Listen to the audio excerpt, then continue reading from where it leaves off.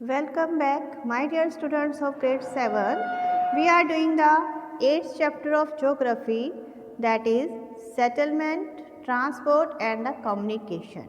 In the previous videos, we are doing about the settlement, and so far we have done about what is a settlement, factors of the that affect the settlement. Different types of settlement means permanent settlement and the temporary settlement. In the last video we have studied about the rural settlement, that is a type of the permanent settlement. In today's video we are going to study about the urban settlement. Let us start today's work. Urban settlement means settlement in the towns and city. In this we study about the different types of houses in the urban settlement, the people, their life. The definition of an urban area differ from one country to another. Generally, towns and city have urban settlement. Urban area की definitions क्या है, कौन होते हैं urban areas, तो उसकी हर एक country में डेफिनेशन अलग अलग हो सकती है. मीन्स जो टाउन्स और सिटीज़ होते हैं, अगर हम जनरली बात करते हैं तो उसे हम अर्बन सेटलमेंट कहते हैं. They have ground from rural area over several decades और सेंचुरीज. वो कहाँ से डेवलप हुए, रूरल एरिया से, मीन्स विलेज से. फर्स्टली विलेज बने हैं और धीरे धीरे जैसे जैसे उनमें फैसिलिटीज़ जो डेवलपमेंट होती गई हैं उस कारण से वो किस में डेवलप हो गए, चेंज हो गए हैं, टाउन्स एंड सिटीज़ में. The main characteristic of the urban settlements, first is functions. वहाँ पर काम कौन से होते हैं. The functions perform by an urban centre ranges from administrative headquarter to settling disputes. Urban areas में एडमिनिस्ट्रेटिव मीन्स शासन प्रबंध, मैनेजमेंट कैसे होनी है, वहाँ से लेकर अगर देखा जाए किसी भी तरह का अगर डिस्प्यूट होता है वो सारे मैनेज किया जाता है अर्बन एरियाज में. Their local self government unit is called municipal corporation और committee.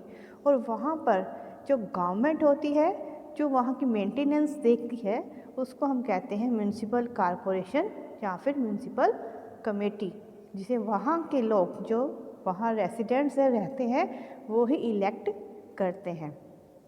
Secondary and tertiary sectors of the economic activities. Economic activity means वहाँ पर लोग क्या काम करते हैं.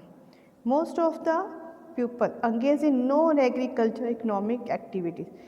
ज़्यादातर वहाँ पर जो लोग होते हैं, नॉन एग्रीकल्चर मीन्स एग्रीकल्चर नहीं करते, एग्रीकल्चर के अलावा जो एग्रीकल्चर पर डिपेंड कोई भी एक्टिविटी करते हैं to earn their incomes and they have the better standard of living. उनकी इनकम भी ज़्यादा होती है और उनका रहन सहन का जो स्तर यानी स्टैंडर्ड ऑफ लिविंग भी अच्छा होता है. नॉन एग्रीकल्चर एक्टिविटीज़ मीन्स कोई जॉब करते हैं या कोई और बिजनेस करते हैं पर वो कृषि नहीं करते, खेती नहीं करते हैं. Next is recreation. Recreation means enjoyment activity. वो अपने एंजॉयमेंट के लिए क्या करते हैं, they can go to the park, zoo, cinema halls etcetera for their free times. Market.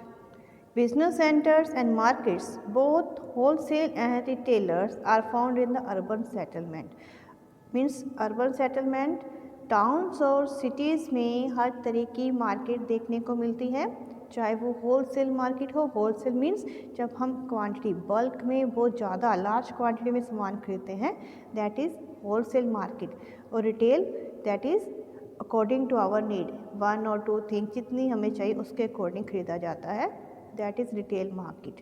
दोनों तरह की मार्केट वहाँ पर देखने को मिलती है और हम अपनी ज़रूरत के अनुसार कोई भी सामान वहाँ से खरीद सकते हैं. इंफ्रास्ट्रक्चर. इंफ्रास्ट्रक्चर मीन जो बेसिक फैसिलिटीज़ होती है, basic. They generally have wide and metal roads along with the well developed communication transportation service. और सिटीज़ में क्या होता है, जो रोड्स होती हैं वाइड, ज़्यादा चौड़ी और मेटल होती हैं, सीमेंटेड होती हैं और वेल डेवलप्ड कम्युनिकेशन सिस्टम होता है वहाँ पर. मीन्स आप किसी से घर बैठे अपनी कम्युनिकेट कर सकते हो, तो वहाँ पर अच्छा सिस्टम है, not like the village area. Transportation service भी है, वहाँ पर मिल जाती हैं, easily you can move from one place to another. There are high buildings that stand out in the columns and rows, और जो वहाँ पर बिल्डिंग्स होती है काफ़ी हाइट की होती हैं, कितनी स्टोरीज भी हो सकती हैं, 10 स्टोरीज, 20, 50 ऐसी हाइट्स की होती है, और एक एक कॉलम और रोज में बनी होती हैं। Clear that these are the infrastructure means basically जो वहाँ की नीड्स हैं, या बेसिक नीड्स हैं, वो किस तरह की हैं। और टाउन्स इसलिए होते हैं क्योंकि वहाँ पर इंफ्रास्ट्रक्चर पूरी तरह से डिवेल्प होता है। The person can find all the facilities in the cities and town. Services, they have all kinds of services such as postal network, insurance, healthcare, airways, waterways and railways. In cities, one person can find all types of services, कोई भी काम हो तो easily कर सकता है। Postal network है, means कहीं से भी आप किसी को, अपने रिलेटिव को कुछ मैसेज करना चाहते हो, पोस्टल सर्विस लेटर देना भेजना चाहते हो, भेज सकते हो। इंश्योरेंस सर्विस है वहाँ पर। हेल्थ केयर मीन्स हॉस्पिटल्स होते हैं, all types of hospitals, small and big, Airways, waterways, railways, every type of transportation service available in the towns. This is the urban settlement. Towns or cities are fully developed and the houses are cemented and permanent houses, and we have all the facilities, transport facilities, communication facilities, etc. This is a well developed city.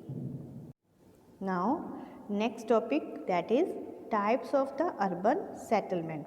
In India, an urban settlement is defined in terms of official terminology used by Census Commission of India.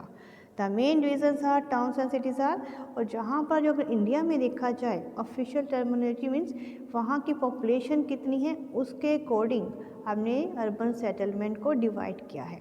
The first is cities. Cities are big units, have density of the population of at least 400 per person per square kilometer. जहाँ पर population ज़्यादा है means density क्या होती है कि 1 square kilometre में कितने लोग रहते हैं। इन सिटीज़ 400 पर्सन पर square kilometre. The cities provide facilities like municipal corporation, cantonment board. वहाँ पर पूरी फैसिलिटीज़ होती हैं, जैसे म्यूनसिपल कॉरपोरेशन होती है मीन्स लोकल गवर्नमेंट होती है, वहाँ की मेंटेनेंस और वहाँ की नीड्स को पूरा करने के लिए. And cantonment board means army area अलग से होता है वहाँ की मेंटेनेंस के लिए. The cities have some unorganize settlement, और सिटीज़ में कुछ अनऑर्गेनाइज सेटलमेंट्स भी होती हैं, मीन वहाँ जो अलग से एरियाज़ होते हैं, that are terms as slums. Slums क्या होते हैं? Which are habited areas of migrant population specially labour. जो लोग एक जगह से दूसरी जगह घूमते रहते हैं ना, या दूसरे एरिया से उस सिटीज़ में आकर रहना शुरू कर जाते हैं, उनको कहते हैं वो लोग स्लम्स एरियाज़.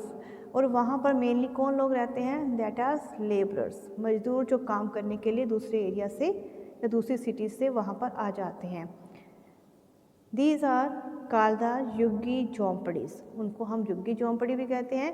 मीन्स उनकी जो सेटलमेंट होती है परमानेंट नहीं होती है, टेम्परेरी होती है, और वो उनकी जो छोटी छोटी झुग्गी या झोंपड़ी बनाकर वहाँ पर रहते हैं.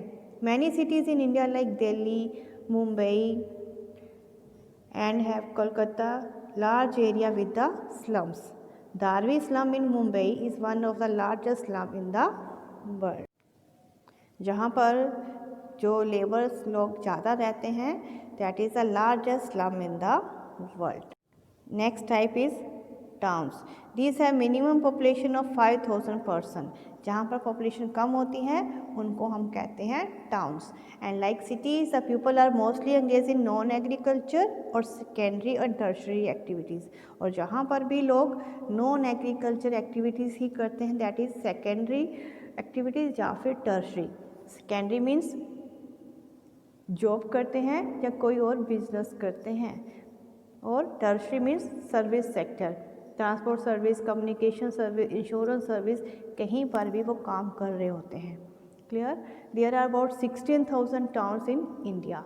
इंडिया में लगभग कितने टाउन्स हैं? 16,000।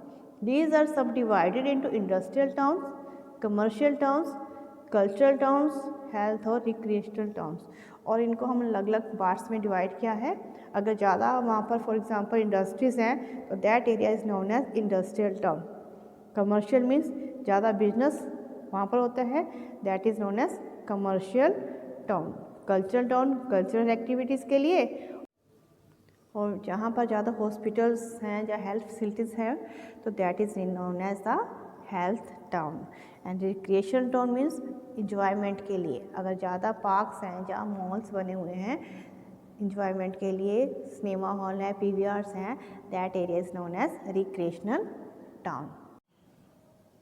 Based on the availability of water, settlements are divided into dry point and the wet point settlement. कितनी अवेलेबिलिटी है वाटर की, वाटर फैसिलिटीज़ कितनी है, उसके अकॉर्डिंग भी सेटलमेंट्स को 2 पार्ट्स में डिवाइड किया है, dry point and the wet point. Dry point settlement कहाँ होती है? Towns and city located on higher ground not prone to flooding are called dry point settlement. अगर जो एरियाज़ जो होते हैं जो रिवर के आसपास नहीं होते हैं, रिवर से दूर हायर ग्राउंड पे होते हैं, that are known as dry point settlements.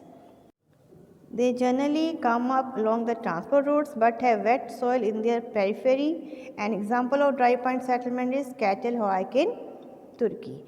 इसका मीनिंग है जो एरिया जो हमारे होते हैं जो रिवर के आसपास नहीं होते हैं और फ्लडिंग प्रोन टू फ्लडिंग नहीं होते, मीन वहाँ पर कोई फ्लड्स नहीं आ सकते, तो उन एरियाज़ को हम क्या कहते हैं? ड्राई पॉइंट सेटलमेंट कहते हैं। और जहाँ पर ट्रांसपोर्ट जो होते हैं वेल डेवलप होते हैं और जहाँ की सॉइल वेट होती है। नेक्स्ट है wet point settlement. Wet point settlement कहाँ पर होती है? The type of settlement which are sheltered areas around the water course, river bank, lakes on the coast are called wet point settlement. जो river के आसपास होते हैं, लेक कोस्टल एरिया के आसपास होते हैं, टाउन्स एंड सिटी डेवलप हो जाते हैं, उन्हें हम कहते हैं wet point settlement. The civilization of Mesopotamia, Egypt, Rome, Indus Valley, China were wet point settlement. जितनी भी सिविलाइजेशन है जो डेवलप हुई हैं वो रिवर बैंक्स के आसपास ही डेवलप हुई हैं, that is known as the wet point settlement. इसलिए हम उन्हें वेट पॉइंट सेटलमेंट ही कहते हैं, क्योंकि स्टार्टिंग में जब अर्ली मैन डेवलप हुआ था, जब जितनी सिविलाइजेशन डेवलप हुई थी, तो उन्होंने कहाँ पर अपने घर बनाने शुरू किए थे? रिवर के आसपास, so that they can get the water easily for their daily needs. Such civilizations also prospered on the sea coast like Roman and Greek civilization. कुछ सिविलाइजेशन जैसे रोमन और ग्रीक है वो सी कोस्ट के आसपास भी डेवलप हुई हैं। Some of these sites have great religious importance. इनमें से कुछ साइट्स ऐसी होती हैं जो रिवर बैंक्स के आसपास होती है पर उनकी रिलीजियस इंपॉर्टेंस ज़्यादा बढ़ जाती है, मीन्स रिलीजियस व्यू से वहाँ पर ज़्यादा टेम्पल्स होते हैं जिस कारण से लोग वहाँ पर आना जाना शुरू कर देते हैं, उनकी रिलीजियस इंपॉर्टेंस हो जाती है, पिलग्रिमेज बन जाते हैं। For example Varanasi in India, that is located near the river bank of Ganga. Clear that? तो these are the different types of urban settlement. This is the dry point settlement, means at the higher land that is not near the rivers. For example, that is Cambridgeshire in the England. Settlement built on the raised mound to avoid the flooding. This is the dry point settlement. Here, this is the wet point settlement that is near the river. See in this, this is the river bank and that settlement along the river. This type of settlement is known as wet point settlement. Clear that? I hope today's concept, that is what is the urban settlement and their type, it is clear to all of you. In the next video we will study about the next part of the chapter, that is transport, what is transport, and different types of transport facilities. Thank you for watching the video.